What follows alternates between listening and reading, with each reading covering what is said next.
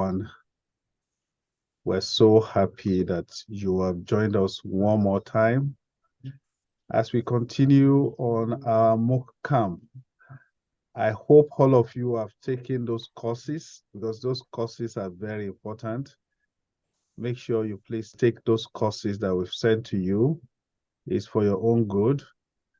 And then secondly, we have today Solomon Hanja, who is a reputable expert in cloud computing. I will be taking us today and next week, and we're concluding next week. Solomon, you're welcome.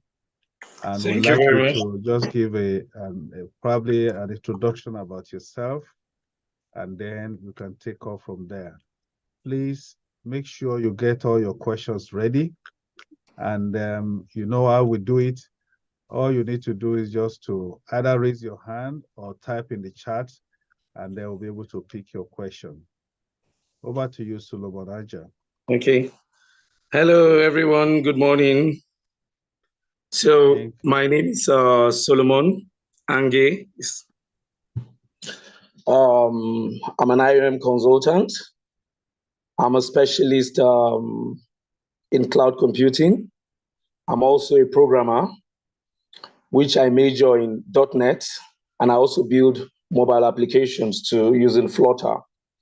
So I've been in this field for over 15 years. So I will be taking you on practical aspect of cloud computing. But before we proceed, I don't know if we can actually proceed for others who are here to join. I would really like to, from your previous session, I really like to I don't know if I should do a recap, or if you can someone can really give me a recap of what they really learned from the last session in terms of cloud computing, so I will know exactly where to start from. All right, can anybody please do that?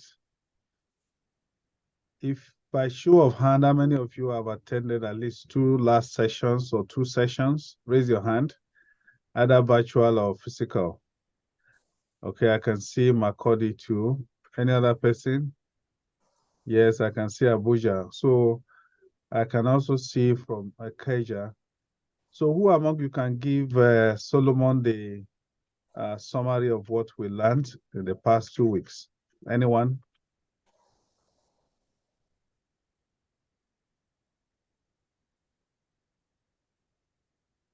Yes, Abuja. Please just introduce yourself. Please stand up and move to where we can hear you. Progress.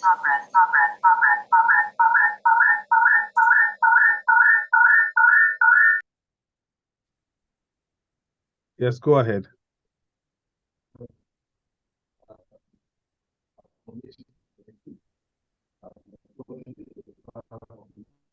We can't hear you.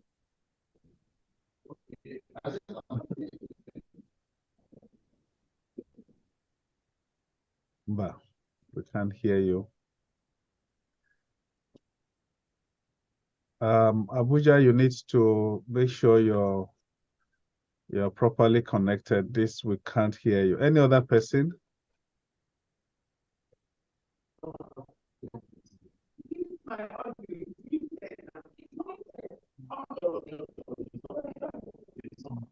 Makodi.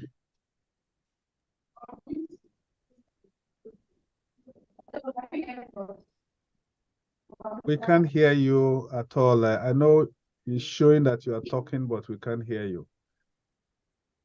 Makodi, are you willing to share with us? Anybody from Ikeja? Is there no other person?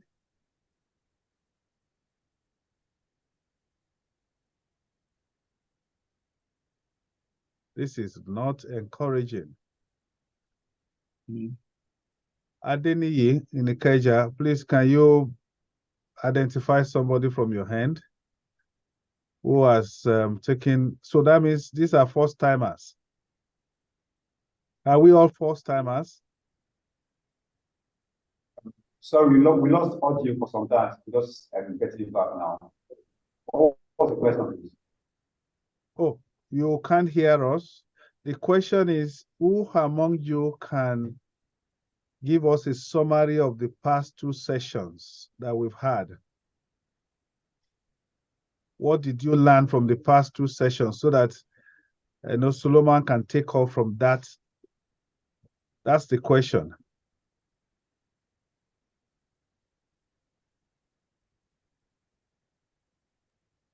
Someone wants to speak. Good morning, Ross. Good morning. And there were difference between the way the network, the server were registered before. There was difference between the one in the cloud and the one that is set within the company or environment. And we are told different type of the cloud setup that we can use. We have 3 types. And we are told that the one that is on the cloud, it's well secured. And you don't need to bother about petrol or lights, or if there's a fire, there's a special equipment that they always set up in the server environment for the one that's within the company premises. But the one in the cloud, you don't need to bother about all those things.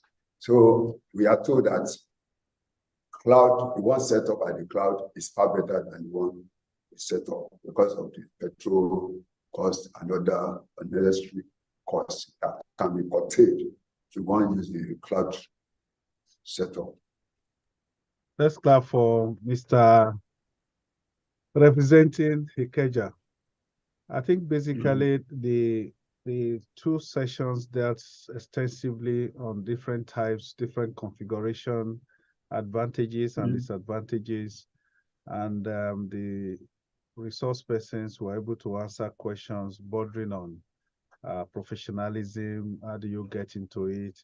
Where can you get your training? And then what kind of background do you need to get into that career? And what opportunities obtains within Nigeria?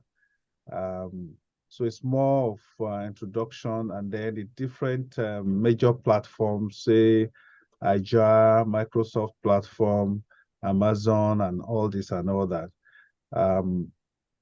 So at least without looking at book, I was able to give you some summary here too. So Solomon, over to you. Yeah, thank you for your contribution, but I'll still want another person so that I'll really start on a page where everyone can really follow, so that everyone has this background knowledge of the whole concept of cloud computing. So I think I would want someone else to really say something concerning cloud, maybe 2 or 3 people. Then I will get to understand exactly where to start from. So I think I'll need someone else to say something, so I will know where to come from.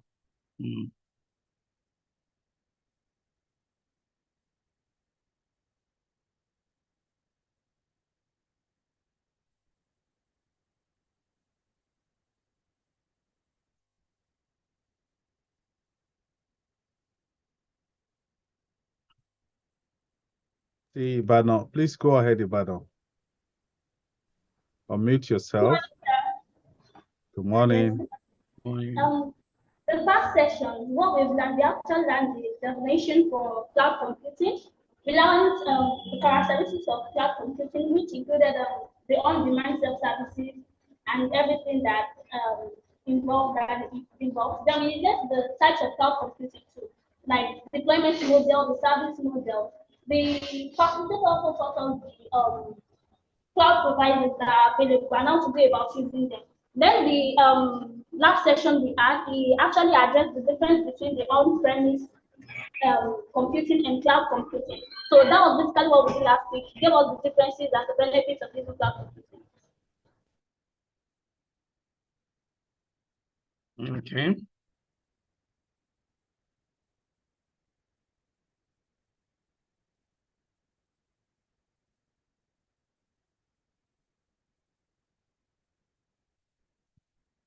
think someone raised their hand from the American space in Abuja.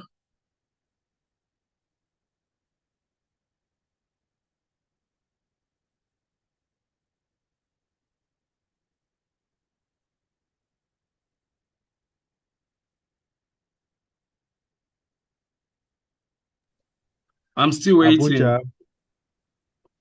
Abuja, please go ahead.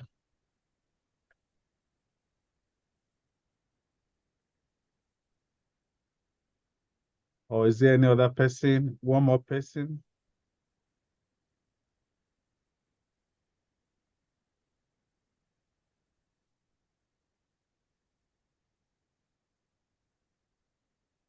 Let's not waste too much time. Any other person? Once again, how many of you were those 2 sessions? I mean, you should be able to tell us what you've gained, or if you don't, I mean, if you don't gain anything, then let's know so that the speaker can know where to start. Any other person? Hello? Yes, Abuja, we can hear you now. Oh, all right. A summary of the last 2 sessions of what was done was that the speakers introduced us to different cloud computing services, Amazon Web Services, AWS, Azure, and things like the rest of them. And cloud computing is more like, instead of having the physical server in the office, which costs more to set up, and you need dedicated IT personnel to be in each branch that you have those servers set up, they will take everything to the cloud, where it's being managed by the company that owns it, and the users are to pay monthly or yearly subscription, where you still have the professional IT servers, that IT trained personnel that monitor for them. And such cloud computing services, you can get it in Google Docs, where you don't need to install on your computer or your personal phone. You just use the one that is already on cloud, Google Drive, like something like OneNote Drive, a Microsoft Google Drive, or iCloud, depending on the platform you are using. So that's a summary of what we have gathered for the past 2 lectures. Okay. So if I may ask, okay, someone from Maiduguri. Yes, good morning, please. Morning. Yeah, good morning. Get more voice. Your voice. Okay, so first class, we talked about types of cloud computing. The IaaS, the PaaS, and then the SaaS. The IaaS, almost all of them are being managed by the owner, like Steve. Why the PaaS, some are managed by the cloud, while the other is managed by the owner. Then the last one, which is SaaS, is managed by, all of them are being managed by the vendor, the person that led it to. Your own is just get what you want to get at that very particular time. The example he gave, that maybe you want to cook rice, and then the first one, everything. Like maybe you want to cook rice. The first one, which is the IaaS, it will give you everything, like rice, pot, and then everything, you prepare it yourself. Then the second one, it will give you the rice, the pot, for some part of it will be provided. For the last one, which is SaaS, if you are given, then if you are not given, you just go to the restaurant, everything there is already prepared. You just call for rice, and then it's at least from the summary of what the other person, the second plan.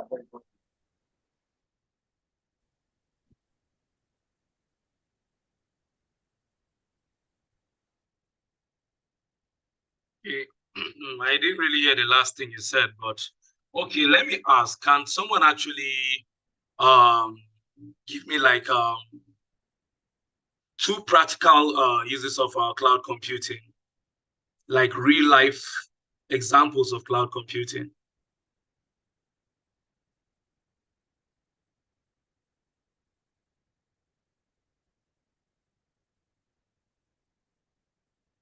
Or as individuals, how do you think you can leverage on this technology called cloud computing? How can you use it for your own personal use? Like, how can you leverage on this? How can you make use of this new technology?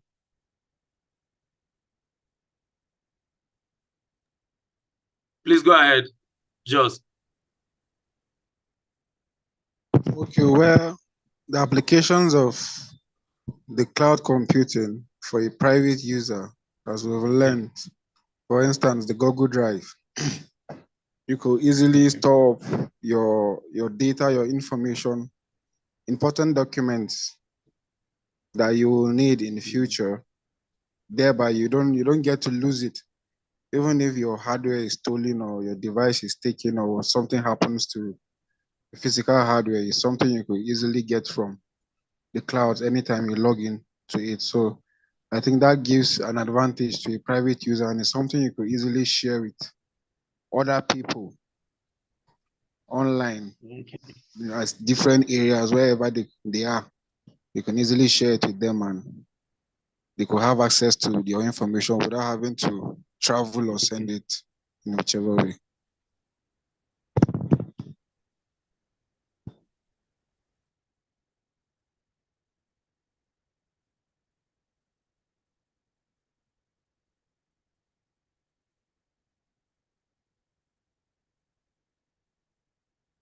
Okay, I think I lost you at a point.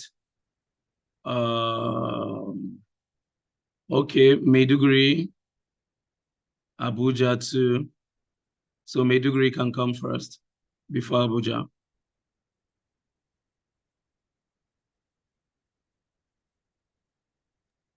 Yes, we are set. Yeah, so one of the practical examples for personal use of private use is I use Samsung, and this Samsung cloud I use. So recently I exchanged my phone on the same Samsung. So I just logged into my Samsung cloud account, and almost all my information got restored to my Samsung phone. So I think that's a practical example for me for personal use.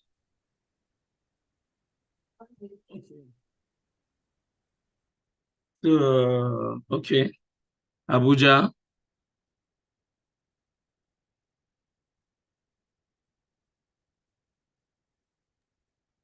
Hello. Yes. Can you hear me? Go on. Okay. Yes, I can hear you now. Okay. Okay. A practical example of cloud computing is one, if I'm conducting a project in 36 states of Nigeria. Now, I can either use Google Cloud, Google Sheets, or Microsoft 360. Both are on cloud. Put the states there, give the password, share the link with the 36 members, and they will input their data from the different 36 states on cloud. That's a practical example. And if they have pictures, they can even put it on OneDrive.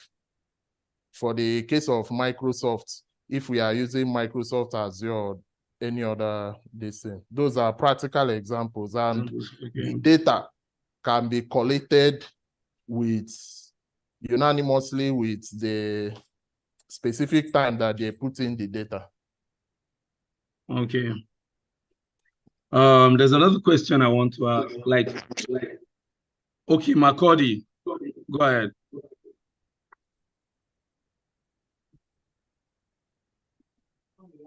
Can you hear me?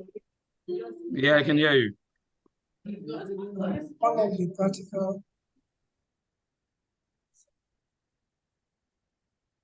like if you have a save up which carry your data in an organization, maybe there is a disaster, maybe a fire outbreak, and destroy all your data, your records, your storage. But with cloud, that it can be able to all that you lost cloud even after the fire outbreak. Okay. And we use disaster recovery. Okay. So let me you said something like if there's fire, like if you have your data stored maybe in your organization, and then if there's fire, all your data is destroyed and stuff. Now, I want to ask a question, but I'm going to ask one question before the question I want to ask in respect to this fire issue you mentioned. Like, who can actually give me the fundamental concept behind cloud computing? There's something I want to hear. The fundamental concept, the main idea behind cloud computing. So if we set that background, I think we will understand it better, because most of the examples we are giving, yes, they're actually good examples, but I want most of our examples to be in line with the tech sector. So I want someone to really give me the fundamental, who can really tell me the fundamental concept, the main idea, concept behind cloud computing. Hello? Yes. Yes, hello. Hear me? Yes. Can you hear me? I don't know. Okay. Abuja. Abuja, okay, go ahead. Okay, the main concept or the main idea behind cloud computing is that formally, you have, if you are setting up an IT, an office, an IT infrastructure for an office for your organization, and you have to create servers in those offices, the cost of creating, installing, managing, and running those servers are very high.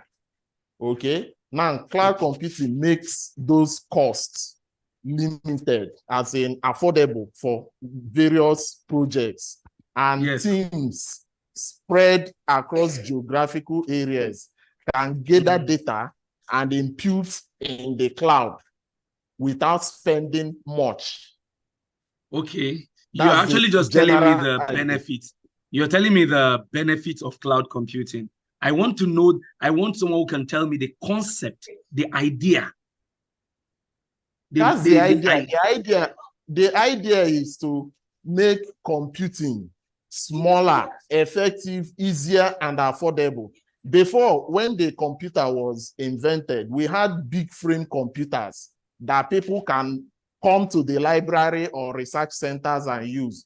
But today, we have phones, tablets, and laptops that you can carry about and work from anywhere. So that's the major idea of cloud computing, in order to make these things easy, affordable, and accessible to everybody. And it's permanent. Good. And the loss of data is not is limited because they have central servers that are owned and managed by those corporations that own them, like Google, Facebook, TikTok, Twitter. They have their central data that it's them and their team that manage, and all these disaster, fire, vandalism, or what cannot get to those data. That's the major thing behind cloud computing. Okay. Meduguri. He needs to react. He's not saying, yeah, well done. For me, I see the major idea behind cloud computing is efficient data storage and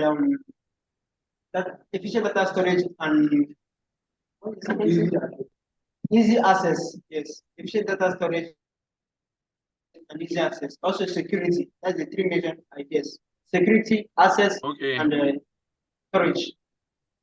Sorry, when you say security, what do you mean by security?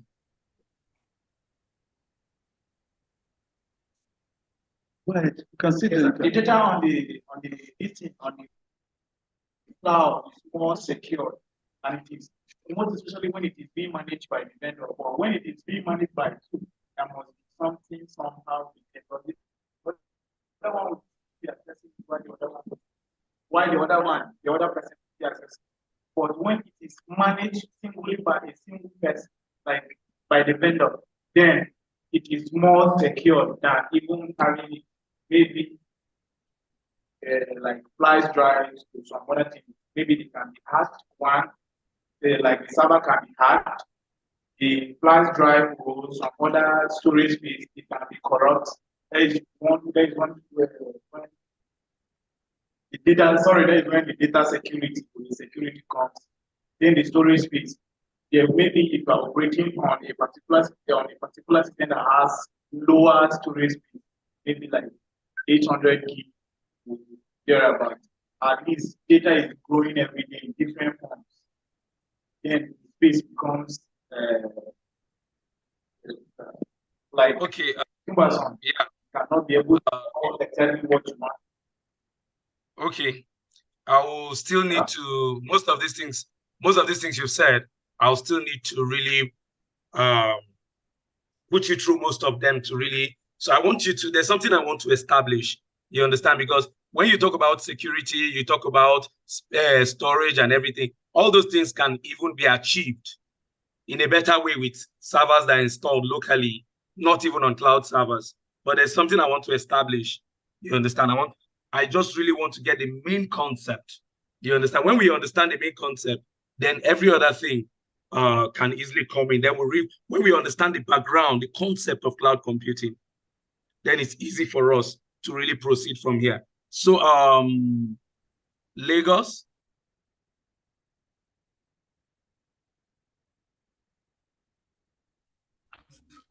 Yes, the basic fundamental of cloud computing is the delivery of resources, infrastructures like hardware, software, network via the internet. That is what that's the fundamental principle of cloud computing. Okay, cool. You're actually right. So basically, the fundamental concept behind cloud computing is the services and every other thing, hardware, operating system, and everything in terms of location is actually relevant to the user, because when you talk about cloud computing and then you decide to use cloud resources, you definitely might not even know where the server is located. You understand? So accessing such services and then other infrastructure in terms of hardware and stuff is not actually location based. So that's the main concept of cloud computing. There are, like, for example, because why I wanted, okay, sorry, Pam Nelson, you can go on.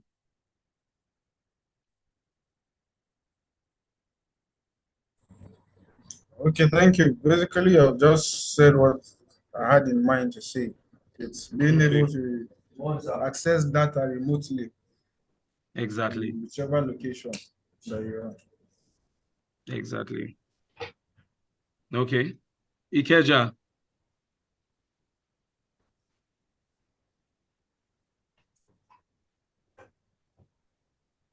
When you design a system for, let's say, about 1,000 people, and eventually 2,000 people, there's going to be system will not be able to. But when you have flexible, the cloud computing will take care, irrespective of number of people that is having access to that software or the thing you design at that time. And security is another aspect. And when you buy server, let's say you design that server for a limited number of people, but if you want to upgrade, you need to buy another server. But the cloud computing, you don't need all those things. You don't need to worry about it because the system will take care of itself. Okay. Okay. So, okay, that's fine. So, since we've established the fundamental concept of cloud computing, which is simply resources, your infrastructure, hardware, and everything, it's not actually in terms of location, is not relevant to the user. I want us to discuss practical examples of cloud computing, like practical uses in terms of the tech sector. So I don't know, from the previous lecture, did you guys learn anything like AWS or DigitalOcean or something?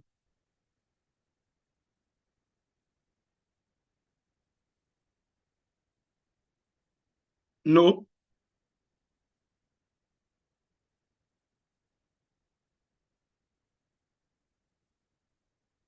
Sorry, nobody's answering.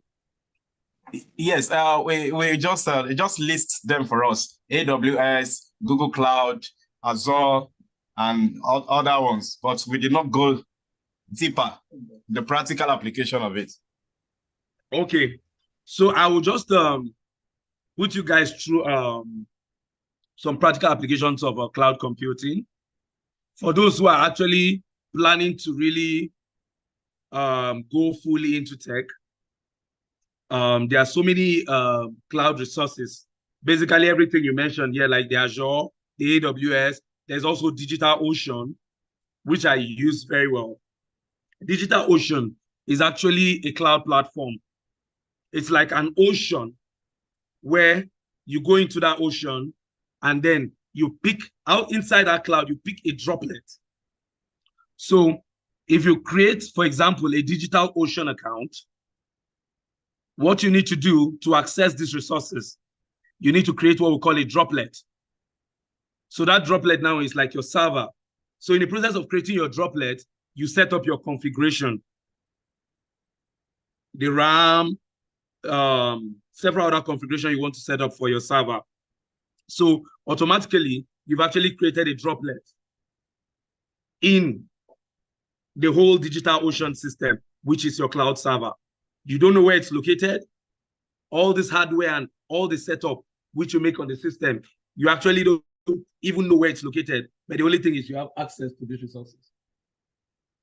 So how does cloud computing work? I don't know. Can anybody answer that?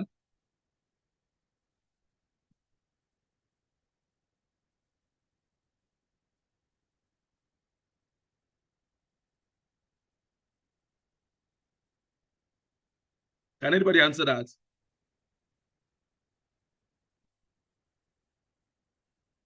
Okay. Basically, rather than owning your own computer infrastructure, like setting up your hardware, networking, and every other complex stuff, rather than owning all these things, you can easily purchase these services from a cloud service provider. And one of the major benefits of using cloud computing is that you avoid upfront costs and the complexity of maintaining most of this IT infrastructure, because it's really, really expensive. If you're going to set up a data center, it's quite expensive in terms of the infrastructure, the manpower, and every other thing you need to manage this. So cloud computing now comes in here in the sense that you can still get these same services, but remotely. You can just purchase these services. Maybe you go to a cloud service provider like AWS, you're able to get based on the configuration and based on what you actually want to use the setup for, the infrastructure for. You make your configuration based on that, and then you have access to these resources. For example, you might want to install a database. For those who know how to use Microsoft Office very well, if you work in a sector where you collect data using, let's say, Excel, for example, when you have multiple people collecting this information, like you have, like, let's say 10 people in the field collecting data using Excel, there's something you will notice. There's no synchronization between this, let's say, these 10 people who are collecting the same data from different locations. There's no synchronization of this data. That means what person A is collecting, person B can actually not see it. You understand? But when it comes to cloud computing, if you want a situation where your data is synchronized such a way that from any location, you can see what every other person is doing. What person A is doing, person B, C, D, and E can see, and the data can be synchronized and shared across. You can easily get a cloud server and then deploy your database. There are different types of databases. You have Oracle, you have MySQL, you have a SQL Server, and so many others. You understand? So when you deploy it on a cloud server, and then maybe you build a simple application to actually interact with the database, and then these 10 users can use the same application. As soon as they collect this information, even from a central point, you can see exactly what they're actually doing. So cloud computing is actually very, very, very important when it comes to data synchronization, because it's really, really important when people are working together, they are able to share data. They are able to, like, for example, some might be even in different countries, some in Africa, some in Asia, some in Europe. Those in Europe can actually see what those in Africa are doing, and the others in Asia too. So that's one of the major advantages of cloud computing, sharing of data, where you have a central data point where once data goes into that point, every other user can easily just push it out and then access what's going on. So that's one of the major concept and idea of cloud computing, whereby your infrastructure, the database that is collecting this data, you don't even know where it's located. All you just need to do, you just need to purchase the right infrastructure, deploy your database, either MySQL or whatever, install, and then collect your information. And then users from different locations can actually access this data. So another practical use of cloud computing is web hosting, or even let's go to mobile application development. Let's say, for example, for those who go into tech, you build a mobile application. There are different stages of developing applications. After you start your planning, you build your app is ready. The next stage of the application is deployment. Deployment simply means you deploy it where the users can actually have access to your application.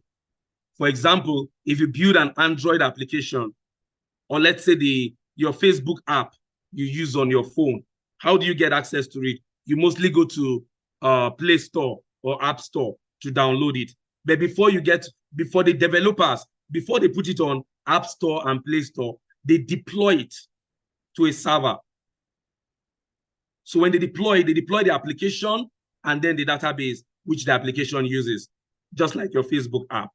So it's deployed on a cloud server. So once it's deployed and it's tested and it's fully working, the developers can now deploy it to App Store or Play Store, where users can easily just go download and make use of. So that's another practical use of cloud computing, where as a developer, you can deploy your app, or you can even deploy your website. If you build web applications, if you use .NET or you use WordPress or whatever you decide to use to build your application, you can build your application and then deploy it on a cloud server, so that let me explain the meaning of deployment. Deployment, let's say you build a website. When you build a website, it's actually domiciled on your local system. So for other users to be able to access it, that's for the public to be able to use it, you need to deploy it on a platform. First, you get like a domain name, and then you can get a cloud hosting server where you can deploy your files to, and then the domain, you can now point your domain to that cloud server, so that once the users type the address of your domain, they're able to see your website. You understand? So most applications are actually deployed on cloud servers. So I don't know if is there any question or anybody is confused about something?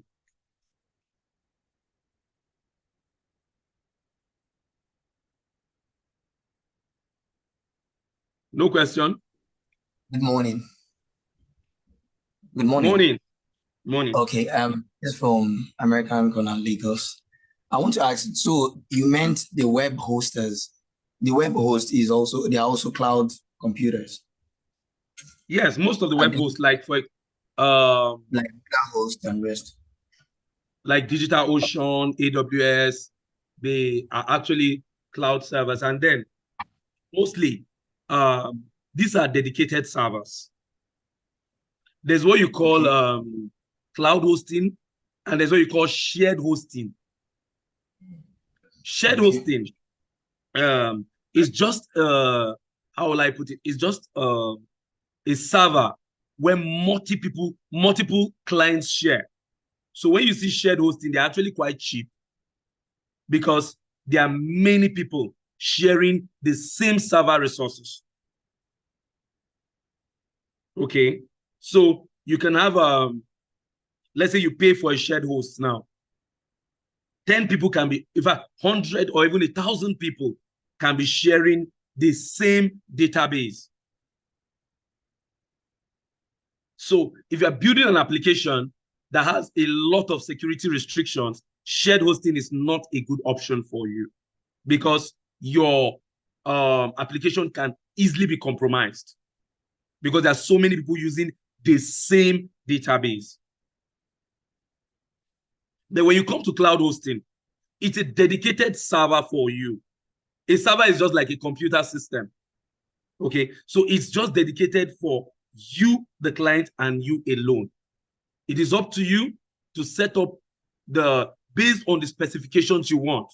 You can tell the company you're purchasing their services, you can tell them, okay, these are your specifications. So in the process of purchasing it, you specify what you want. You want this operating system, you want the type of operating system, the speed, the RAM size, your memory, everything you specify, and then they give you access. So it's up to you now to remotely log into that server and then deploy any application you want. You understand? If there's I don't know if you guys from your last lecture, they taught you guys how to use a remote desktop. There's an application on your system called remote desktop. So with your remote desktop or with any other, there are some other client applications you can easily just download for free. Some you purchase them. You understand? You can easily connect to your cloud server, and it's like when I don't know if you guys have any idea of remote desktop. Any idea?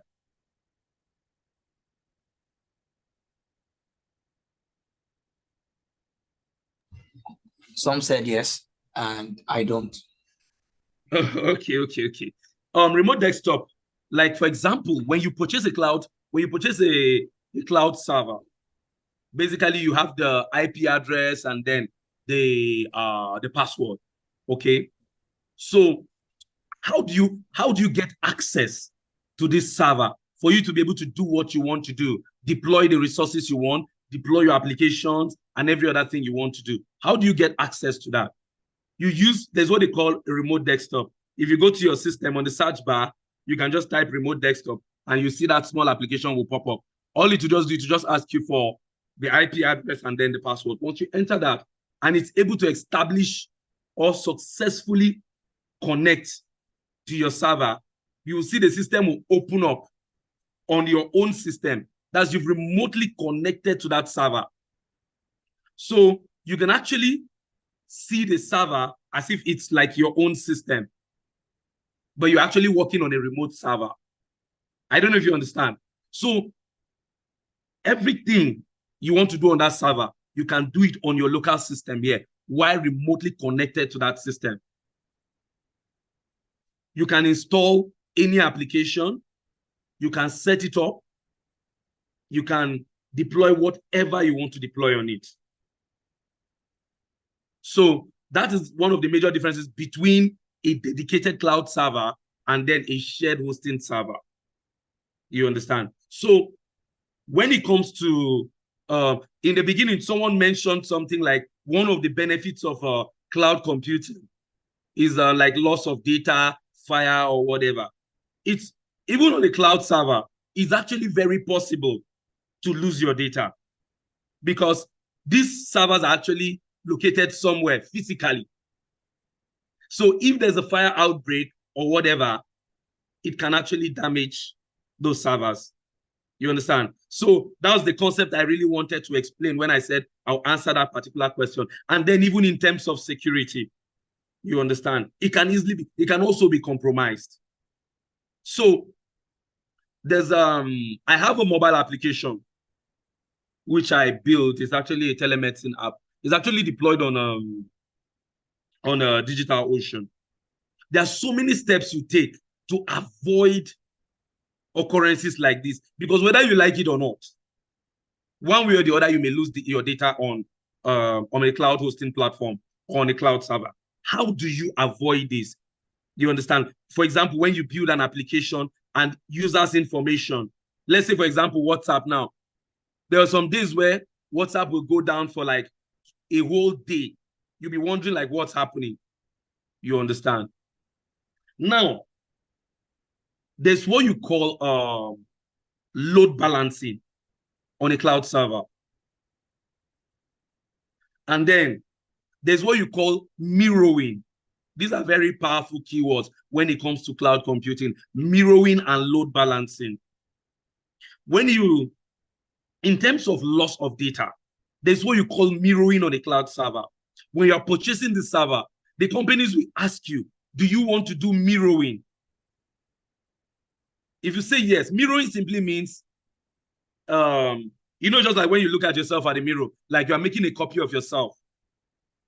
So on a cloud server, when you use the keyword called mirroring, you're trying to tell the company that, please, you want a copy of your data on their server to be backed up somewhere else on another server.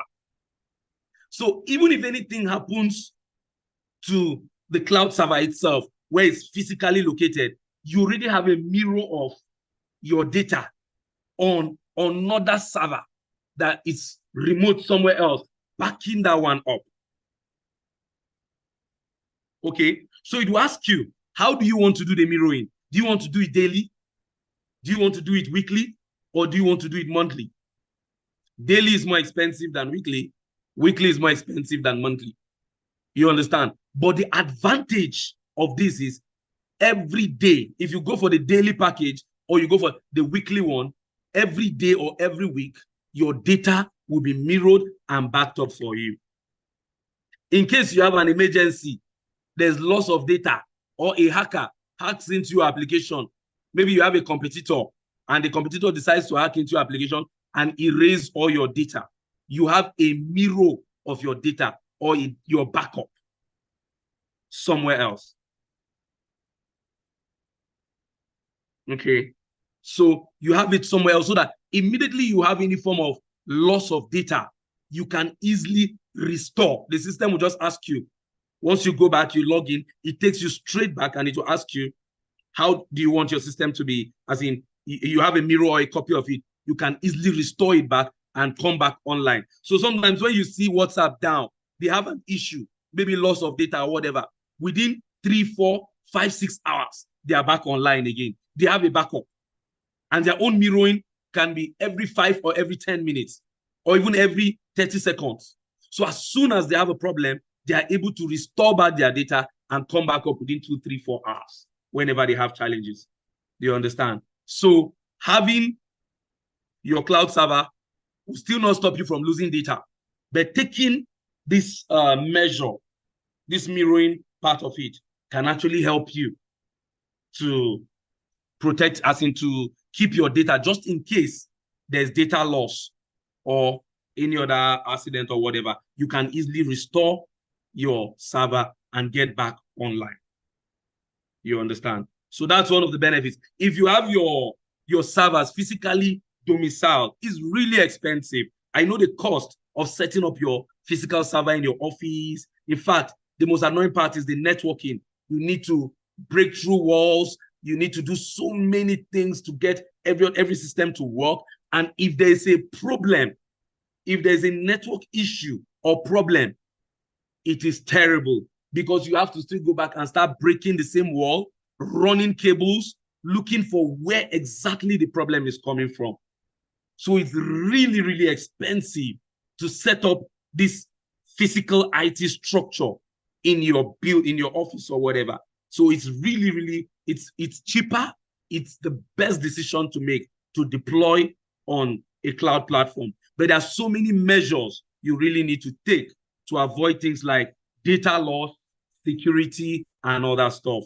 You understand? There are different levels of security. So in terms of securing your, in fact, you can even have your information compromised right from inside your own, amongst your team. Someone amongst your team can actually compromise your data. So in terms of security, that one, we need to take a whole day lecture to actually discuss security, because there are different levels of security at the level of even those working with you, how some of them can even decide to compromise your data. If you have competitors that are willing to even pay people within your system who can even steal your data and sell to them. So that is another issue for another day. Okay. But in terms of having a backup, it's very important. You always have a big backup for your data, because you cannot tell, anything can go on, anything can go wrong. Data loss or whatever, you can easily restore and get back your data.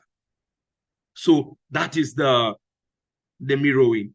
And then I talked about load balancing. You understand?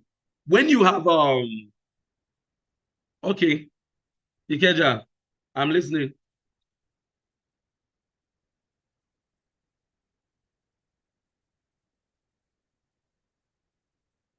Yeah, Ikeja, go on.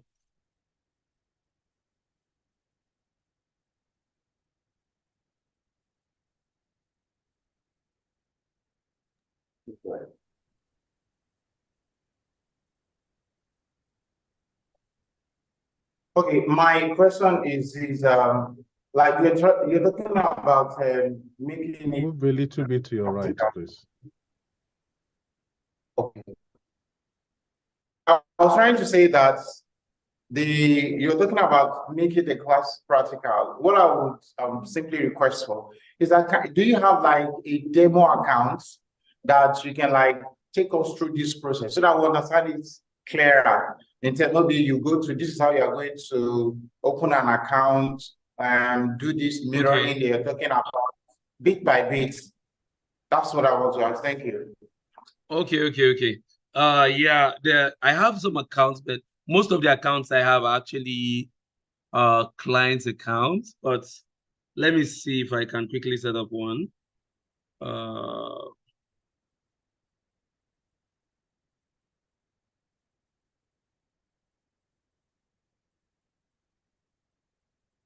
Let me see.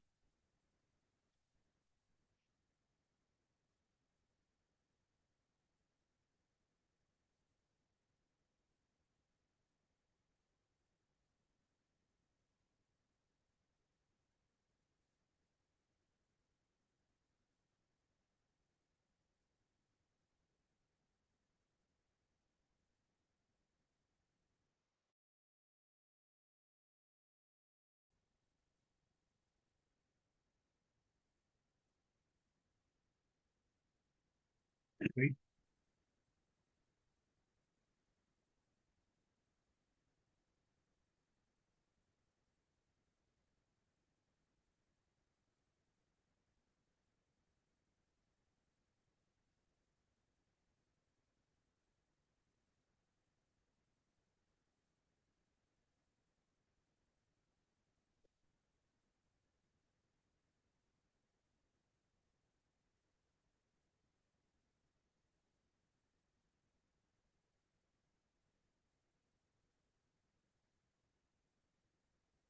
So let me share my screen so we can actually do it together.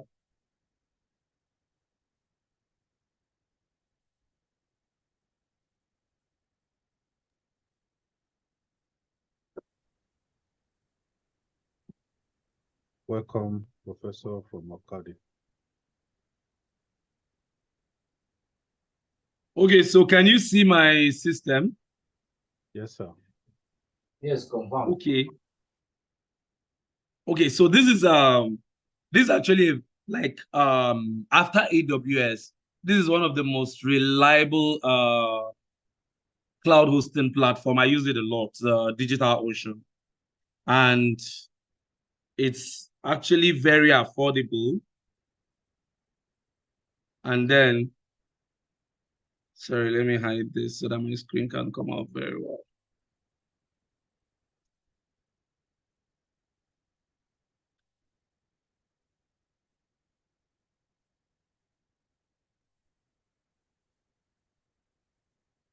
It's actually very affordable. And then you can actually create an account. So I don't know, do you have access to a system there? So you can since you want it to be practical, you can do it yourself and then I can guide you.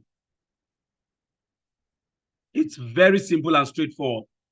A non-tech person can actually do it.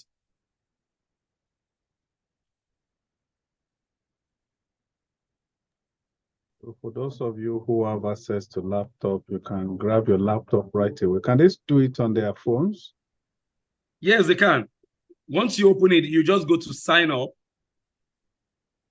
So let's do that. So you can actually sign up with your Google account, or if you want to sign up with your email, you can go on with your email. That's easier for you. You can easily just choose to sign up with your Google account.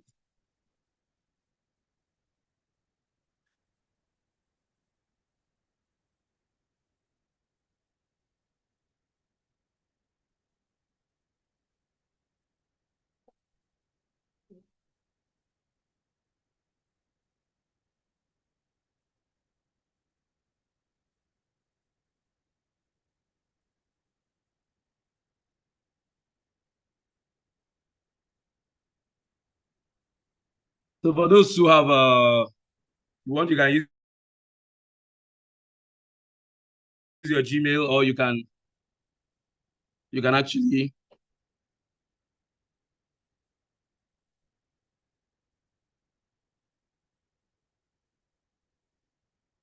sign up with your email to send you a confirmation, and then once you activate, so like the site uses cookies and stuff, so you just have to agree and proceed.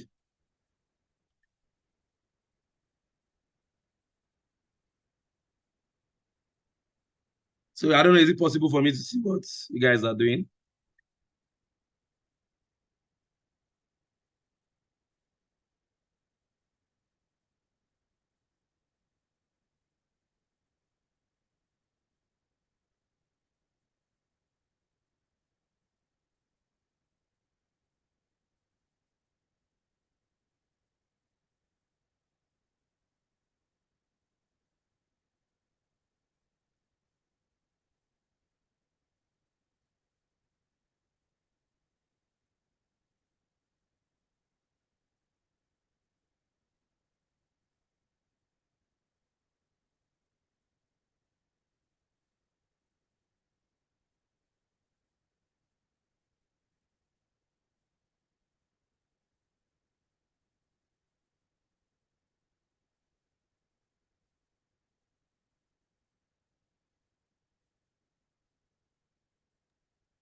He's asking that we should add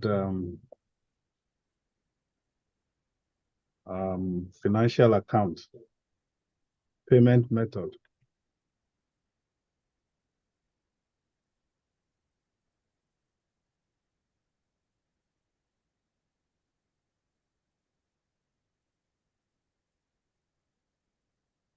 Hello? Yeah, hello? He's asking for payment method. I think okay, yeah, you can just put a card. It will not debit you because it charges monthly. So it charges based on usage. So it won't actually debit you.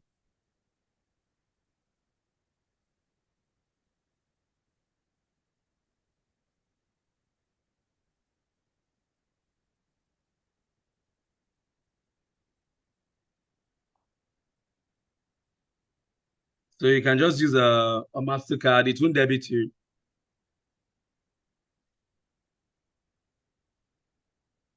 So that way you can actually see virtually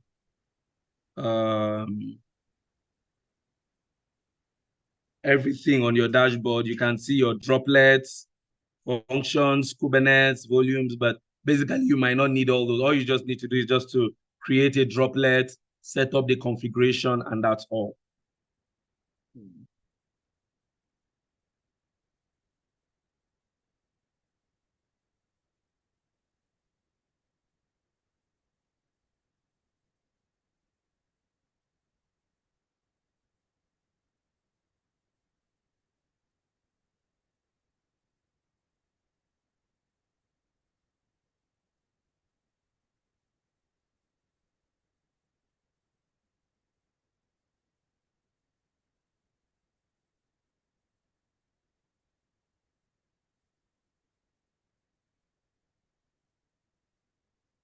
Is anyone making progress, or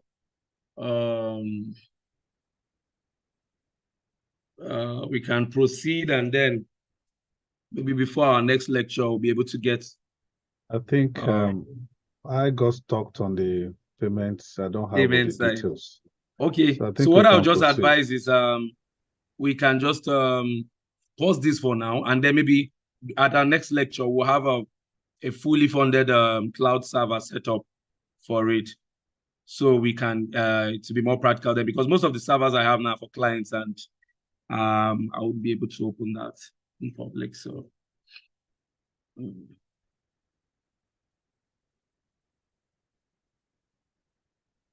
okay, just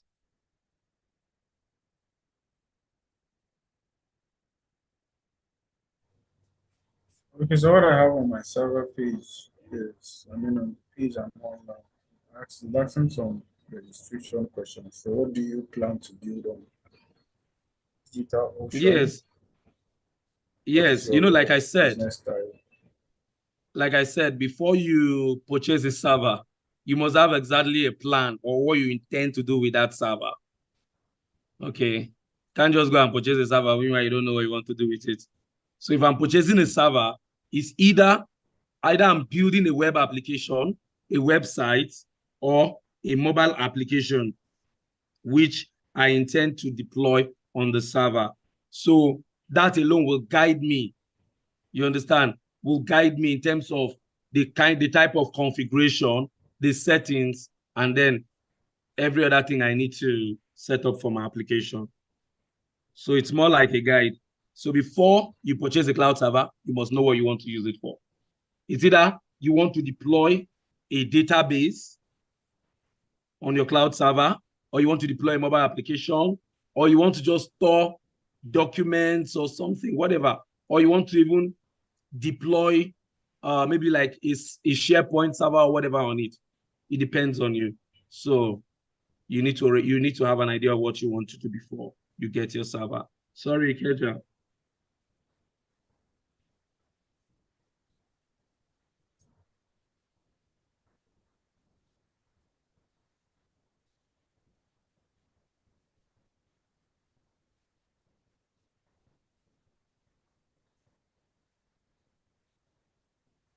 Keja, I'm still waiting for you.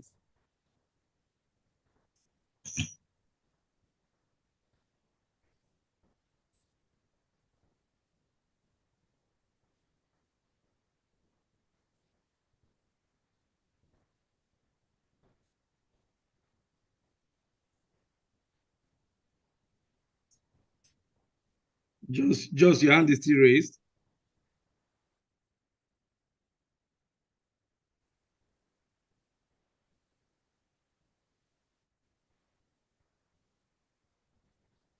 I'm sorry, man, it should be done. Okay.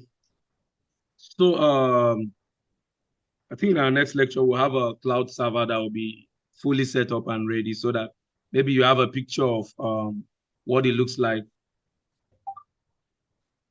So I don't know, for now, is there any question? Yes. Okay, sorry, please try to be loud.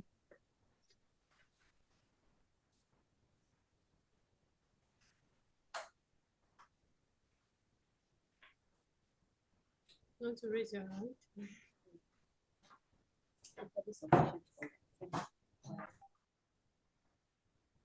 Go on, VI. Thank you very much, sir. When you got after entering my card and the rest, because I used the card that has no fund, so that I don't want stories for now. So, but he said insufficient funds, so I could not move on. Yes, you need to have funds in the card. But It will not take it. Said it will not be. It will not take your money. It will not take it. You just need to have funds. You understand? Because they are doing business. They are doing business, and they need to be sure you don't just put an empty card and they use their service for 1 month and run away. So what's the cost for their service per month? It depends. It can be as low as $5 per month. It can be as low as $10, and it can be as high as $2,000-$3,000 per month. Okay, when we get a better understanding of what to really do, then we can move on. Let me hold on yes. until I understand what I want to do. Yes, when you understand what you actually want to do with your server, in terms of what you want to deploy on the server. If you're a web developer, if you build mobile applications, if you build web applications or whatever, if you want to use it in terms of like for your office, maybe installing office servers and other stuff, or deploying office documents and stuff on it, document management and every other thing. When you decide, then you can now choose what is best for you. The platform, the process of configuring the platform, it will actually guide you in terms of what you want to use it for and then give you the cost. For example, the deploying applications that require a lot of load balancing is where, based on usage, the system can adjust on its own, or you, the server manager, whatever, can, let's say, for example, when you set up the server, you had maybe 10,000 users. Then at a point, you had like 100,000 users. You understand? You need to balance your system to be able to accommodate the number of people on your platform, because it depends based on your settings, the number of simultaneous users the system can accept per second. You understand? Or you might start having things like, if you've heard of a concept called DDoS, or denial of service attack. It's when you flood the system with so many requests that the system can handle. So based on that, there's what you call load balancing, where you are able to, as based on the way users or people who access your platform increase, you can actually load balance it to be able to accommodate these requests that will be coming in. Because if you don't do that, you've heard of things like websites. Like, I think there was a time when this NPower came up. That same day, the server went down. You understand why? Because they never expected the number of people that were going to register on that platform. Like, millions of people came on the system at once, and then the system collapsed because the requests were too much for the server to handle. So all they needed to do was just to load balance it and then increase the capacity and to accommodate that number, and the problem was solved. So you still have another question, VI or Joss? No, sir. Thank you. Okay, Joss, your hand is still raised. Any other question?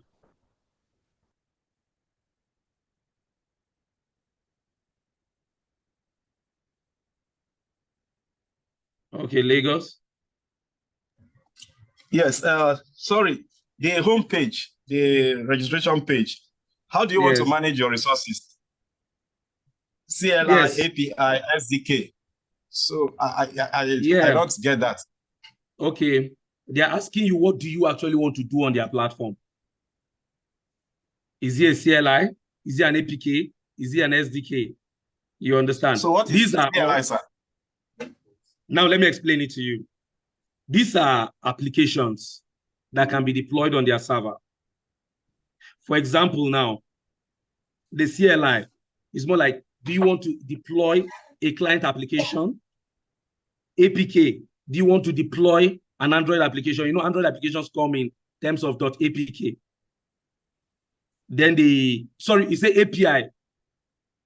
Yes, API. Yeah, good. So do you want to deploy an API? Like, API simply means application programming interface. or do you want to deploy an SDK, like a software development kit? So an API, mostly web application, mobile applications, draw their resources through APIs.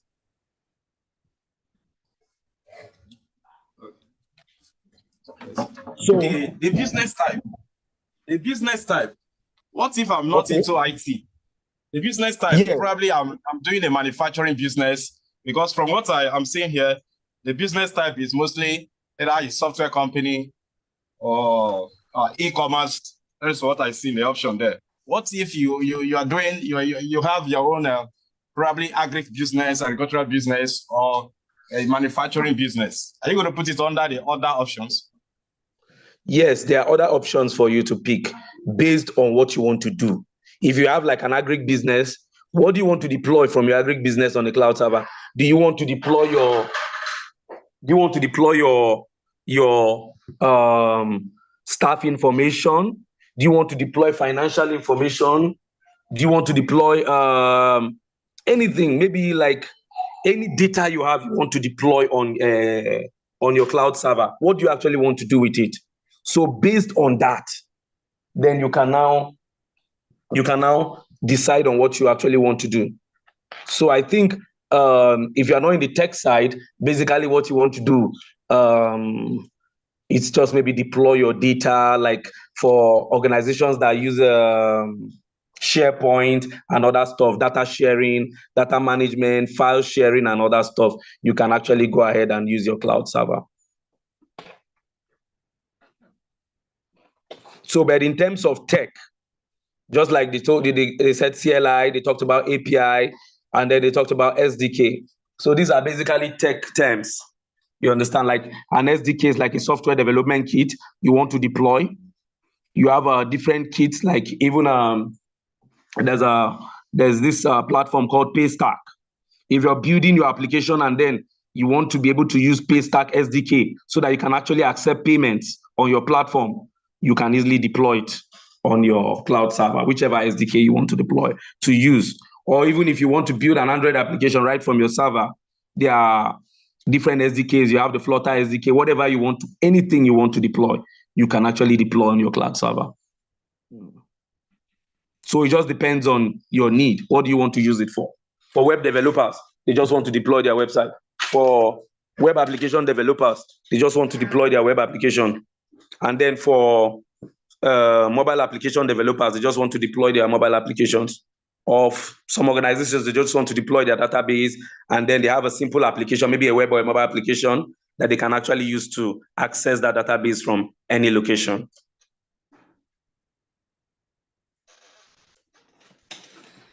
So that's the only other question.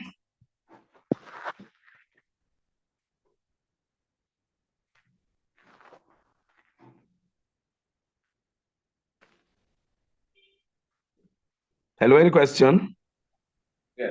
Yes. Okay, go ahead. Good morning, sir. My name is Lawal.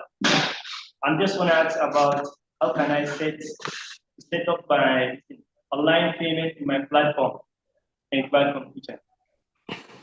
Okay, there are different ways you can actually set up online payments. There are different ways you can actually, yes, like for example, there's what you call there are payment gateways. You understand? You cannot single-handedly implement or integrate payment into your platform. You have to use a payment gateway, and there are like 3 very popular payment gateways which you can use. There's Flutterwave, there's Paystack, and then there's InterSwitch. So these are gateways. So all you need to do, you just go to these platforms and then add or create an account. Once you create an account with these platforms and then you're verified, then you have access to their APIs. If you're a programmer, you can use their API or you can use their SDK. And then it depends on which platform you're using. If you're using Flutter, or if you're using Android Studio, or you're using Kotlin, whichever one you're using, they already have, some of them have the ready-made codes for you to just grab and integrate, and then it works perfectly well for you.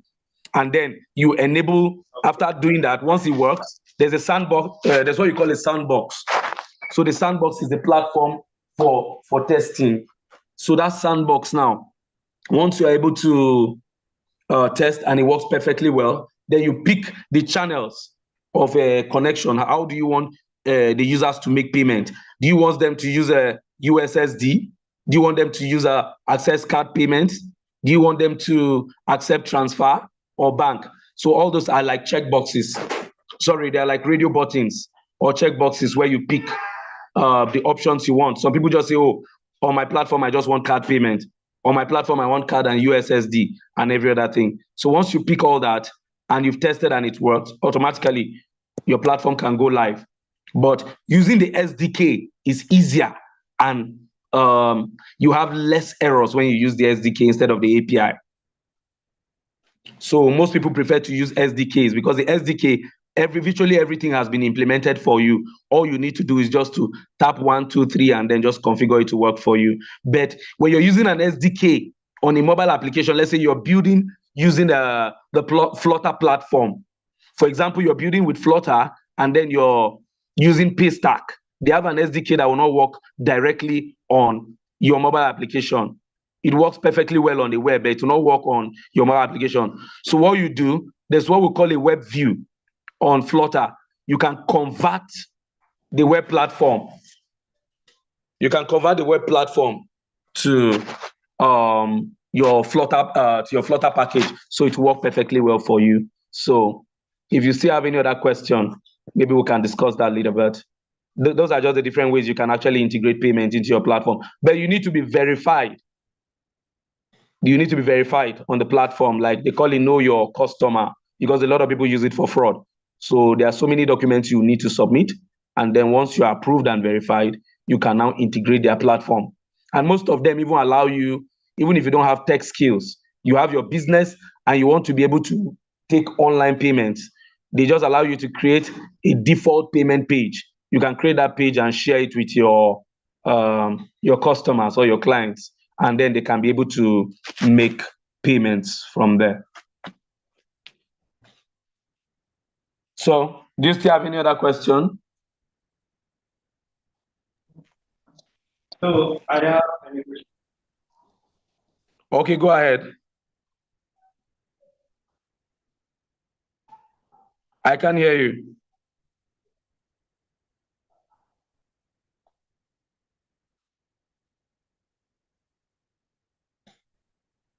Hello?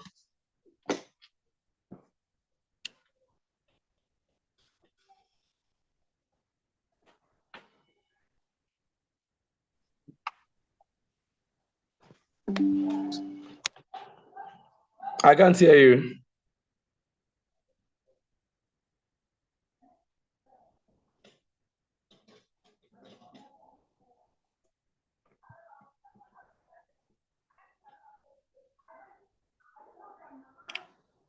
Is there any other question?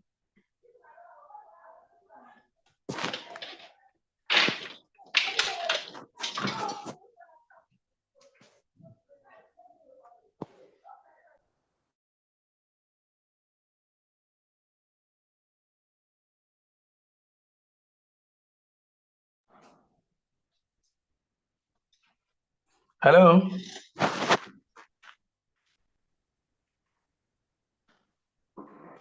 Hello, good morning, sir. Yeah, good morning. Yes, my name is Aliu Yahya Ibrahim from American Space Sokoto.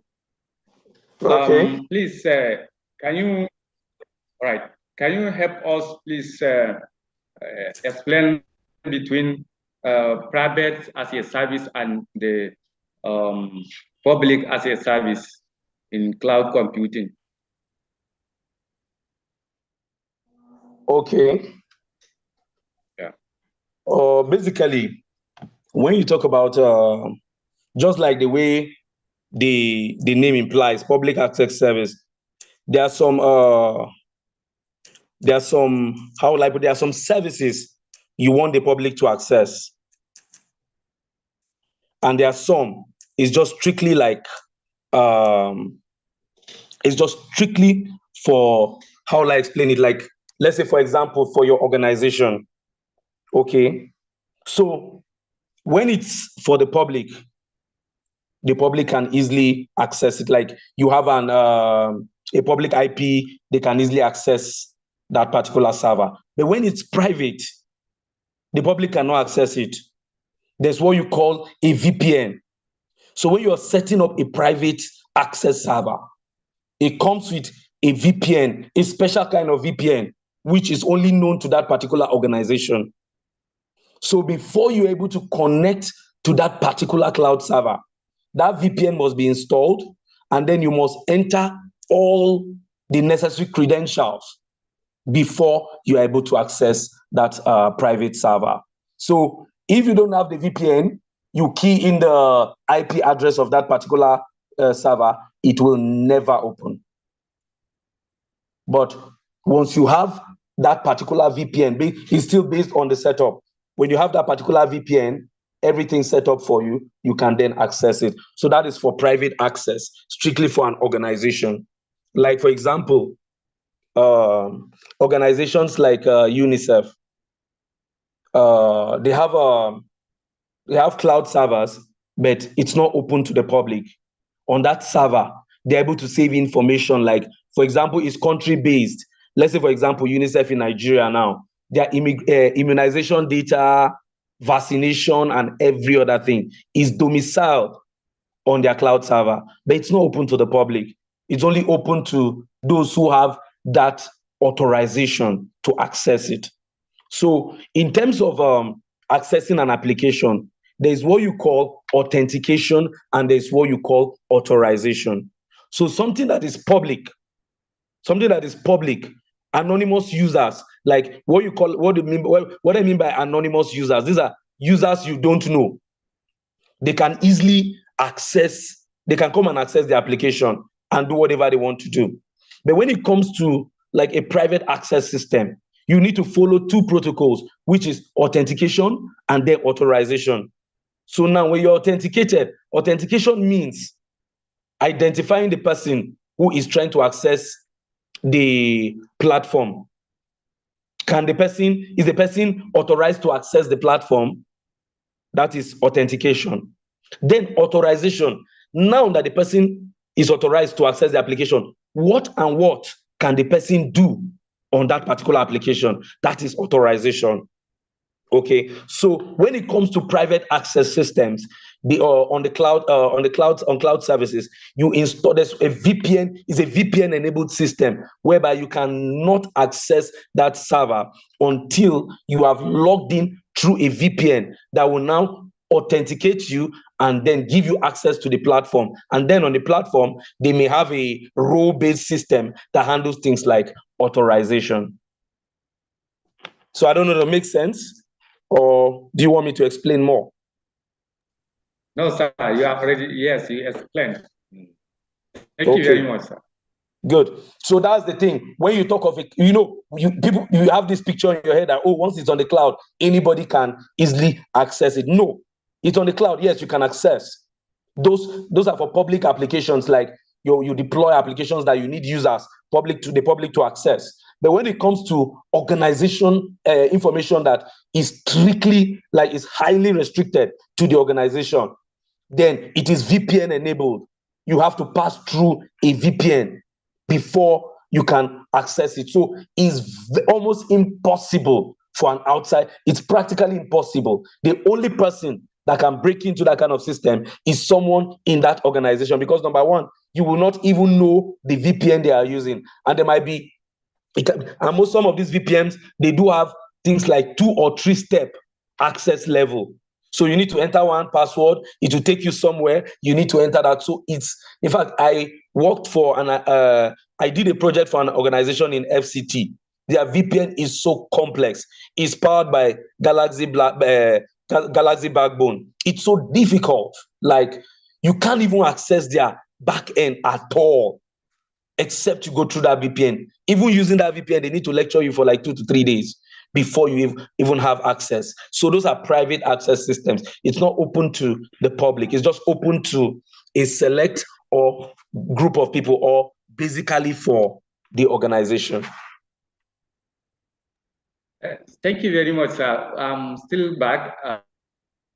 Okay. Concerning that private, as we explained about that, is only if they give you authority to get the access to their server. Like, for example, 2 years ago, is it 3 years or 2 years that we had that they attacked or they had INEC. I don't know if INEC, for example, they are private, you know, as a public, as a service or public service, their data. So I don't know how somebody had their data. Thank you very much. Okay.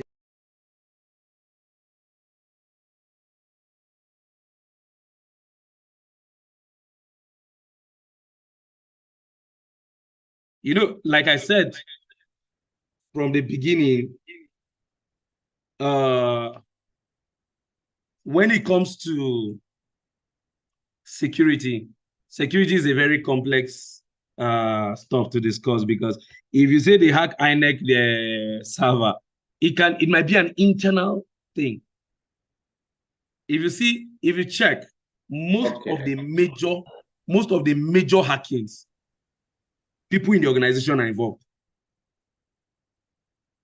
Because just imagine that I use a very complex, like a VPN, you don't even know the name, you don't even know the workflow or the process to follow on that particular VPN. There's no way you can get access to that system. It has to be somebody within that organization. So when it comes to hacking, there are different levels of hacking. So it might be somebody within the organization that has compromised the whole system. Okay. So like if you look at banks, for example, there was a situation where in a bank in Lagos, their network was down. And then for a whole day, in Zenith Bank, I think in Maryland or where, the network was down for a whole day. And then they were battling with network. And then that was on a Friday. They couldn't do any transaction. By Monday, when they got to the office, they discovered that 400 million was gone. Now, how did it happen? It was those guys in the IT that did that. So they did it over the weekend so they can do everything and disappear. You understand? So most major hackings on big organizations like that is actually internal. It's hard. It's very hard to hear that an external person actually came from nowhere to hack a system. Thank you very much. You're welcome. Joss.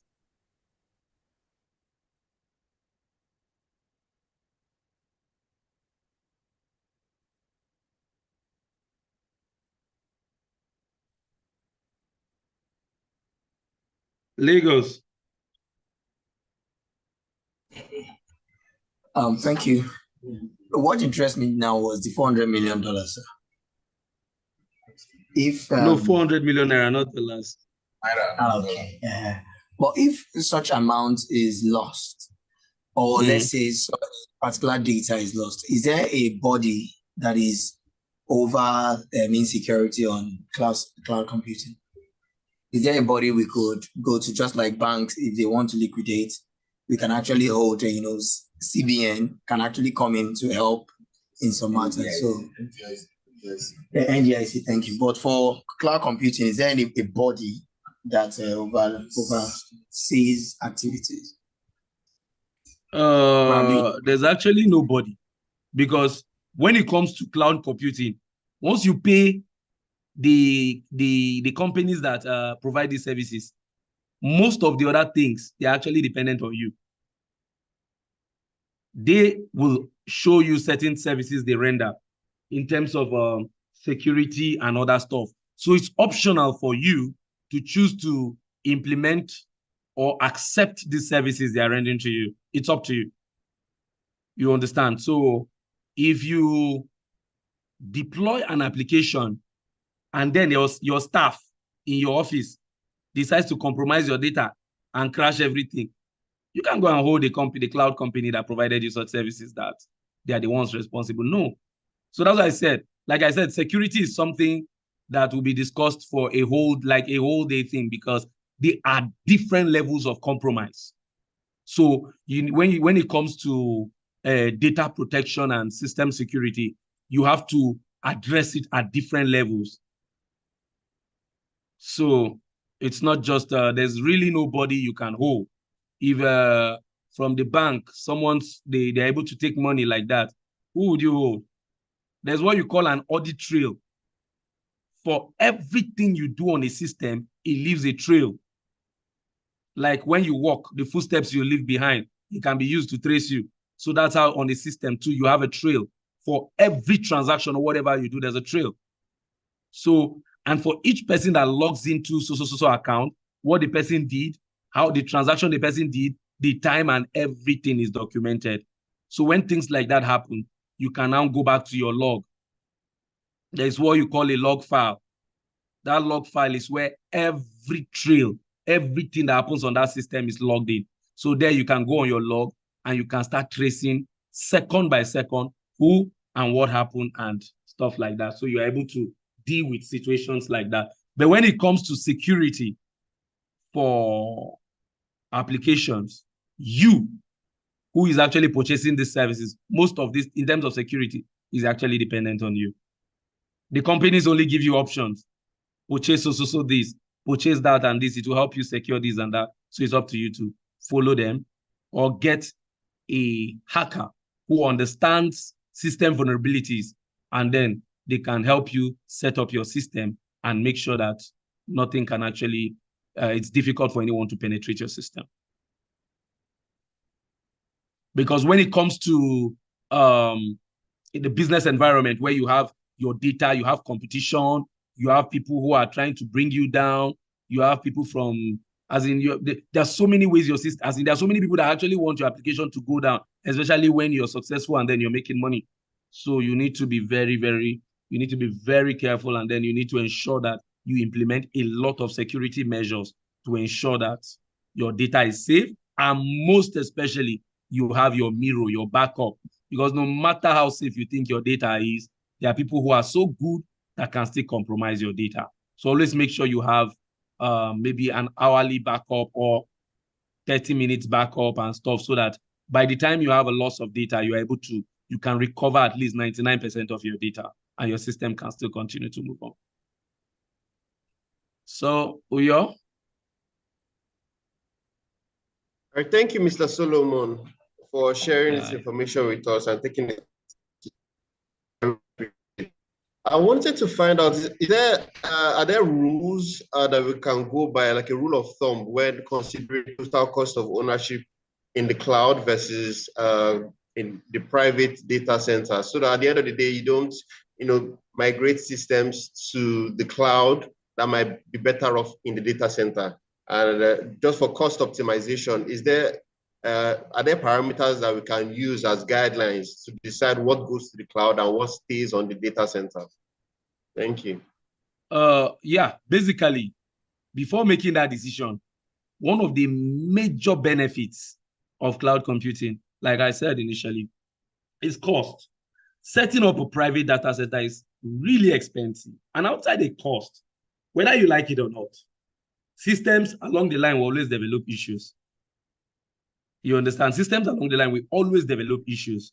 Now, when you set up your private data center, it's not just the IT guys that are setting it up. Even the architect that built that structure will come and tell you where to break and pass cables. A lot of cables, a lot.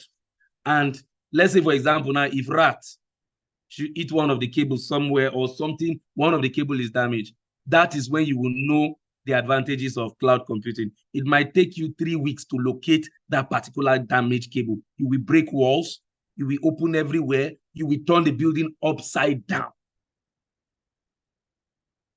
So it's really, it's not something to even consider, because I know one client that decided to try to set up a data center. I know the cost. It's expensive. You will run like kilometers of cables around that building. And I tell you, the major problem is not even running the cables, is when there is a problem. Locating the cable that is damaged or the cable that has a problem. So that's why these days, any cable you're running, you put them in a casing that nothing can really harm them. In case sometimes overheating, if you use a cable that some of these guys, in terms of some of these your workers, some of them might want to cut down cost, and they might buy a low-grade cable, and then this cable might overheat and melt, and then you have problem with connectivity and stuff. Before you locate that cable, it's a lot of work. It's a lot. You understand? So it's very effective when you deploy and use your cloud servers for your applications. When you do that, for example, when you have a high volume application, like, for example, you have an application that maybe 20, 30, 40 million people can access in a day. When you use cloud computing, it's more efficient for you because there's what you call a web farm. It's like a farm where you have multiple cloud servers running one application. Let me give you an example. Have you ever asked yourself why when you try to access Facebook, it's always going through, it's never slow, and you have billions of people using Facebook, it's never slow?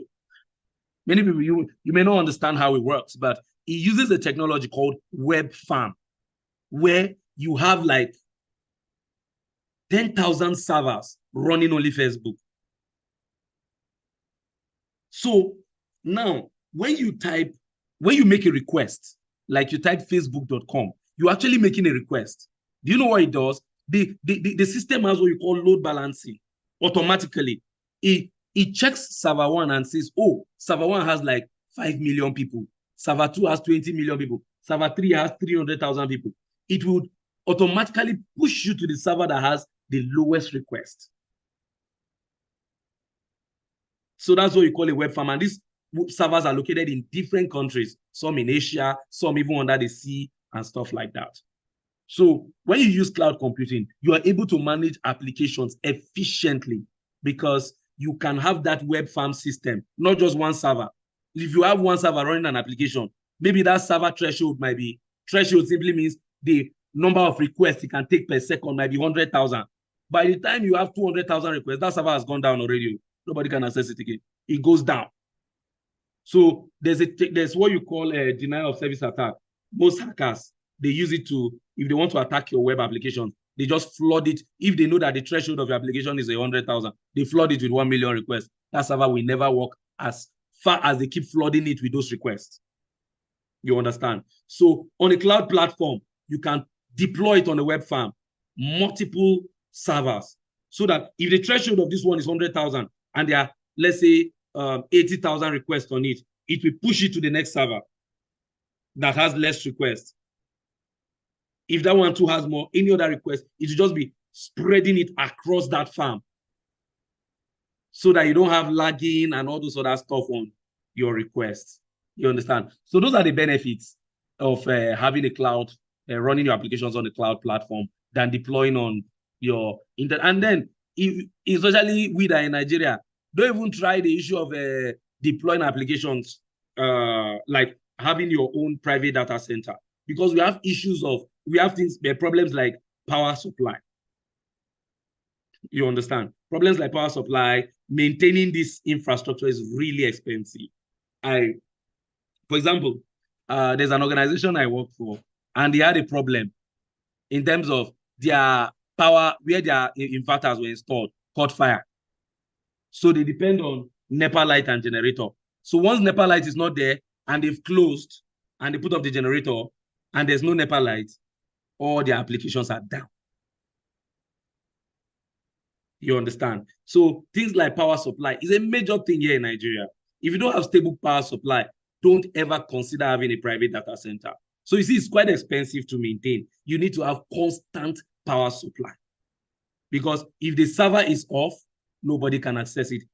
You understand? If you try to ping your server, there's what you call pinging, where you use your stuff. When you ping it, you see there will be no packet response. It will tell you clearly that the server is down. You understand? So those are just the major things you need to understand. Cost, maintenance, and then efficiency.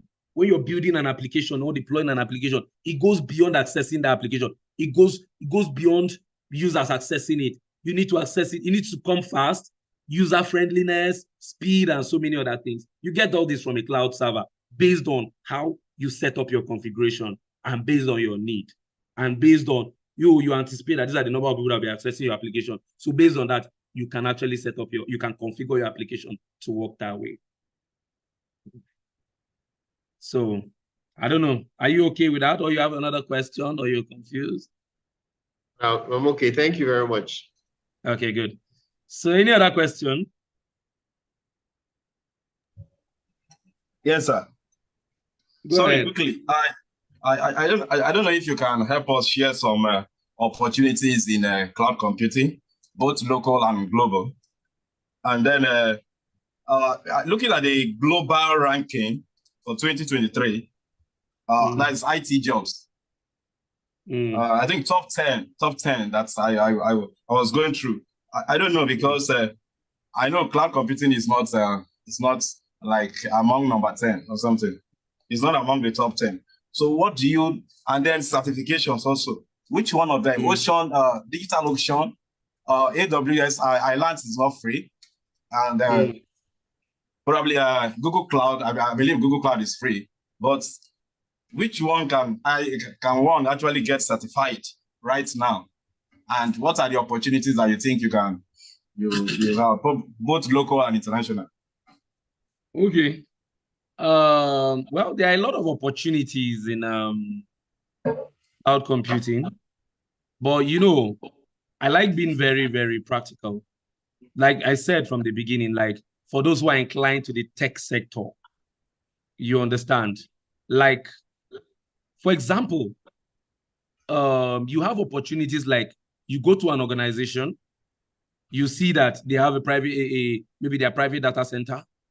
You can recommend to them that, see what it is. This is quite expensive for you to manage and run and stuff like that. Why not move to so platform?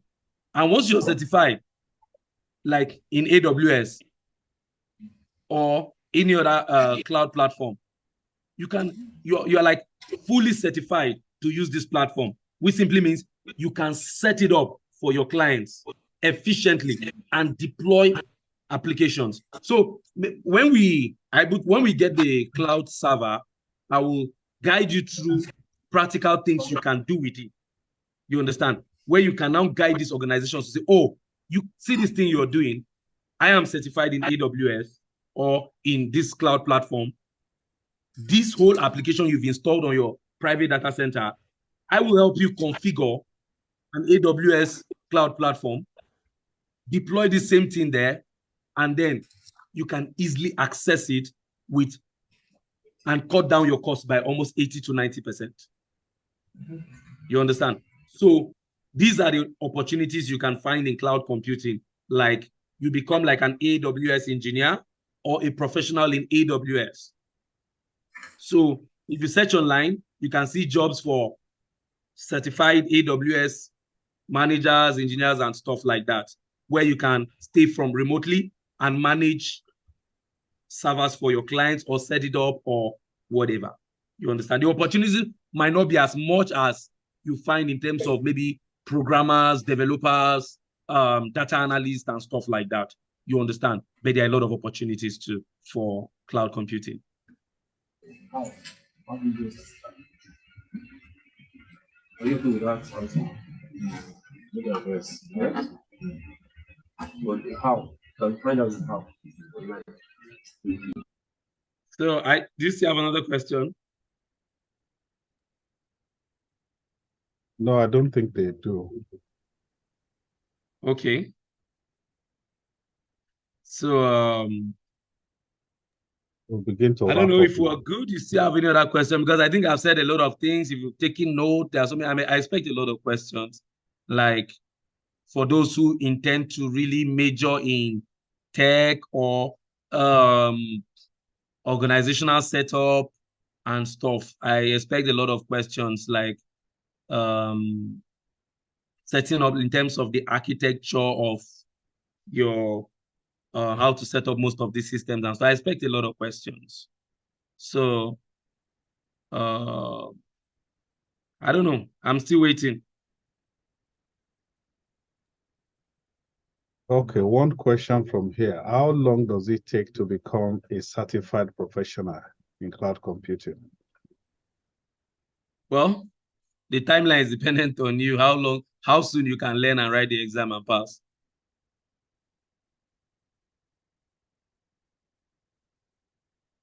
So you can even choose today. If you feel you know a lot about cloud computing, you can just pay for the certification exams and write it. And then if you make it, fine, you're certified. And it's a very good one for you because once you upload that as part of on your CV, or you add that as part of your CV, you see a lot of opportunities. You'll be shocked at the level of opportunities that will be coming towards you. You may not know the opportunities you have in cloud computing until you're certified. Then you'll be amazed.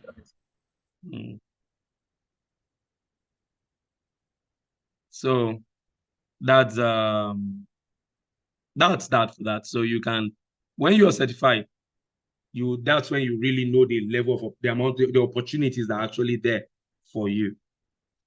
So, okay, Lagos. There's one guy that posted last week. Sir, please, can you just take us step by step on how to build app?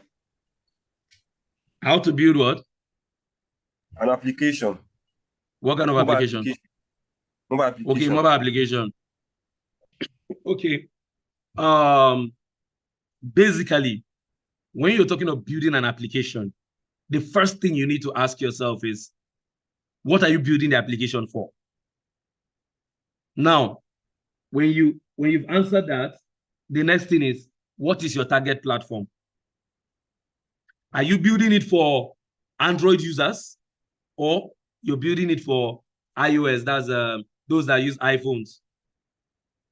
Okay, so for Android users, if you're building an application for Android users, you can use what you call an Android Studio. But the good thing about it these days is there are platforms like Flutter that you can build one application and deploy for both platforms. Like you can write one code and it can deploy for both Android, iOS, and even on the web platform. So building an application, building a mobile application, it's mostly platform specific.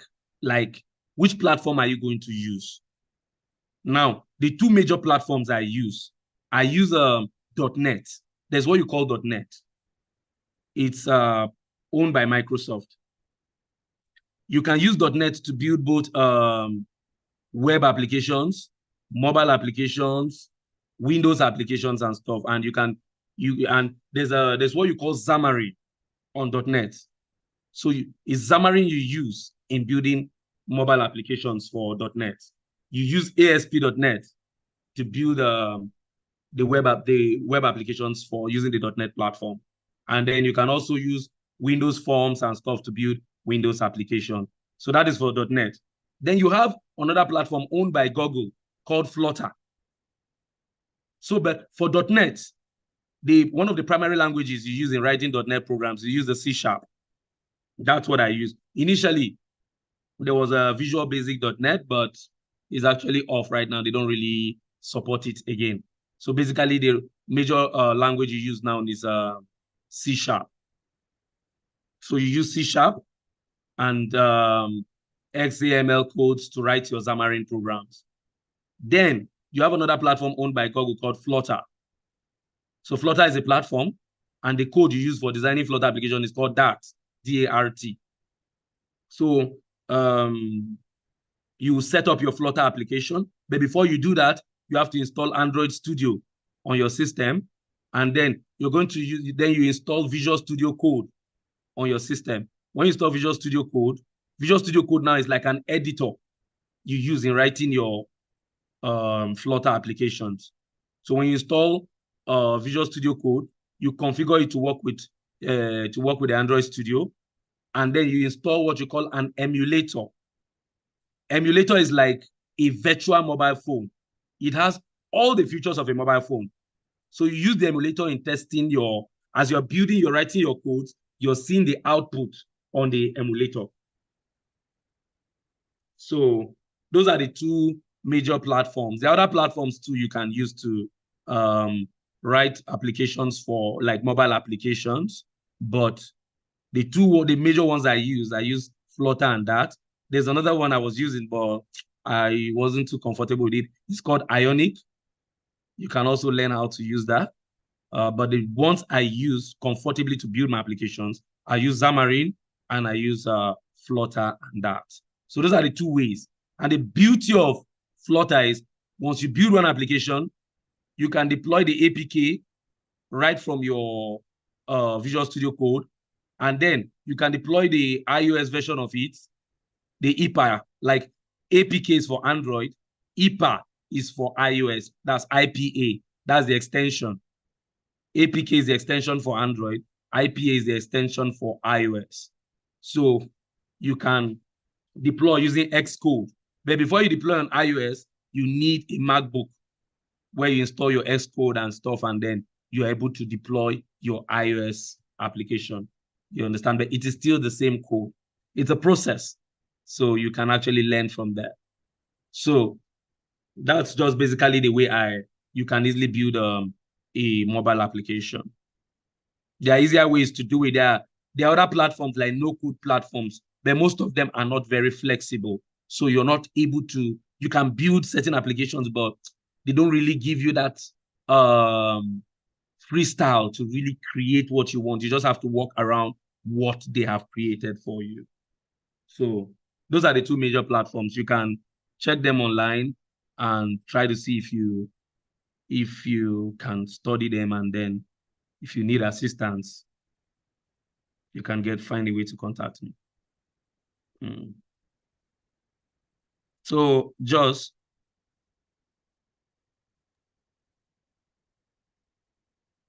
yes, thank you so far for this. So I think there's something you've established that sorry, I can't hear you. Quite explained.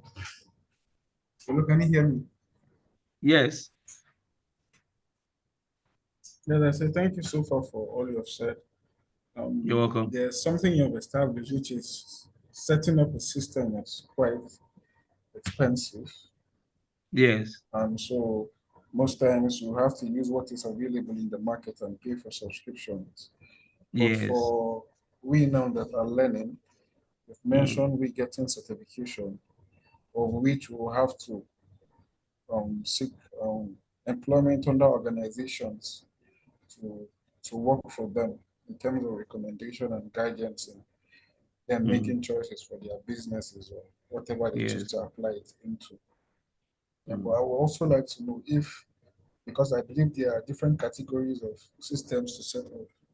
You might want to set something large, you might want to set up something small, medium, and all that. So is there like, can you give us an idea of how much it would take to set up a system so as to create a niche for yourself in the cloud computing space?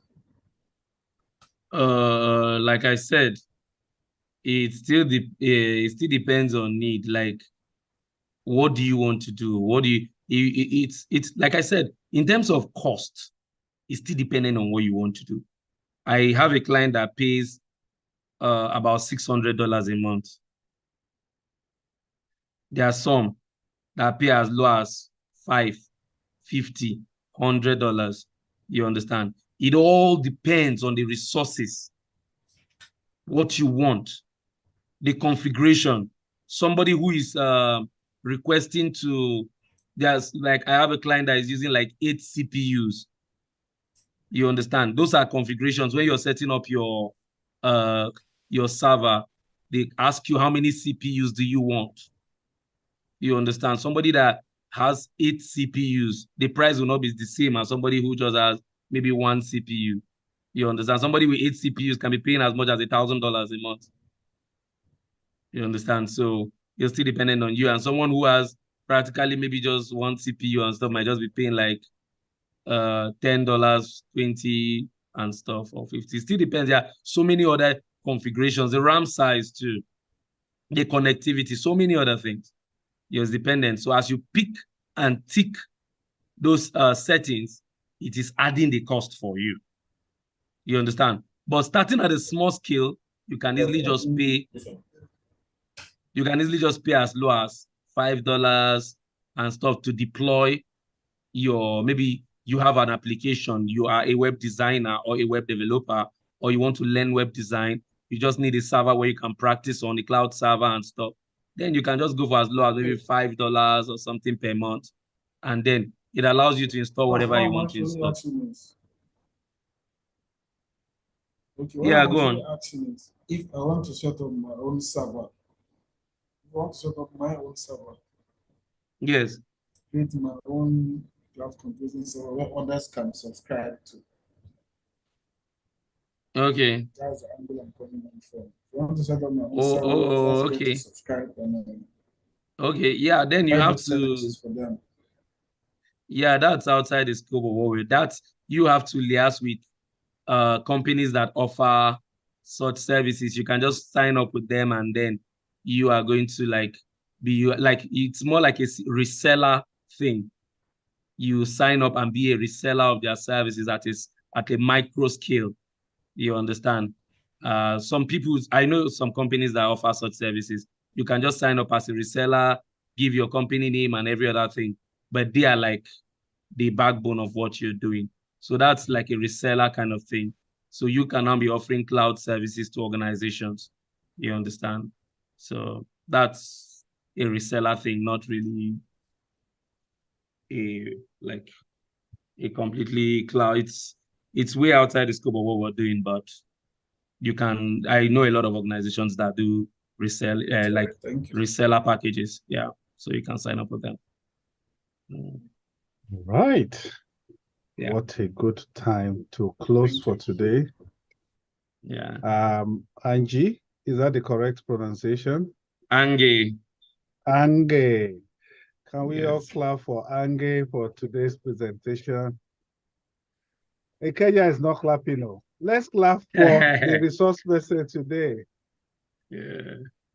Great. We enjoyed it, and thank you. And already looking forward to next week.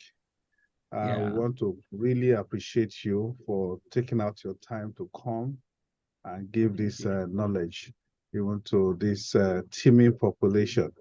Thank you very, very much. Very quickly, I would like to remind all of us this afternoon, we're having this session, is already on the board. Please, we'll continue with our entrepreneurship essentials. We're dealing with sections 5 and section 6, which has to do with the finances. Please, let's make sure that we're there. And then on Wednesday, we have another very beautiful session. If you know anyone who is a researcher, scientific research writing workshop, this is an opportunity. Please point them to this platform. We're having the session. The next week, we're having Solomon again. And then we also have in the afternoon next week, we'll be talking about marketing and branding of our products. So please, I encourage you to visit our Facebook page and get all the details. And please continue to share. Many of you are not even, you don't even like us. Yes, you are benefiting from our training. If indeed you have liked us, let me see your hand up. Or following us on our Facebook page, let me see your hand up. Especially those of you at the American Center, please, let's make sure we do that before we go today so that you can get constant information, and we appreciate you can do that for us. We will be rounding off right now, just trying to see whether the director for the American Center, Abuja, is there. Are you there? Okay, I don't see him there. So thank you very much, everyone, for coming. We hope to see you in the afternoon. Till then, bye-bye. Thank you, Solomon. Thank you very much.